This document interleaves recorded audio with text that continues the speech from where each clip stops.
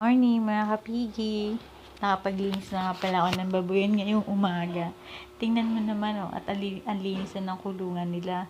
Ito naman si Piggy Masha kulit-kulit. Akala mo naman hindi papakainin, ipinakain na nga siya. Tingnan mo naman ang lalusog ng mga baboy ko.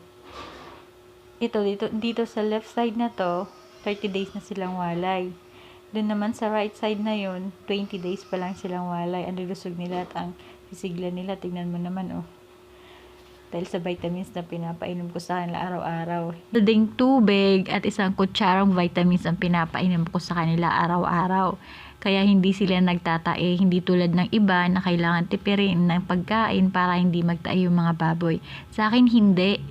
20 days pa lang sila, change ko na sila sa starter. Ngayon, hindi ako nag-mix ng free starter tulad ng ginagawa ng iba. O na naglalagay agad ng starter.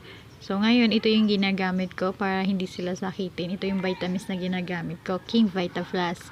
Talagang sobrang aprobado to sa akin. Ito yung ginamit ko para di sila talagang magtatay tuwing kakain sila. Kahit maraming nabibigay ko, kahit nag-overfeed ako, hindi sila talaga nagtatae.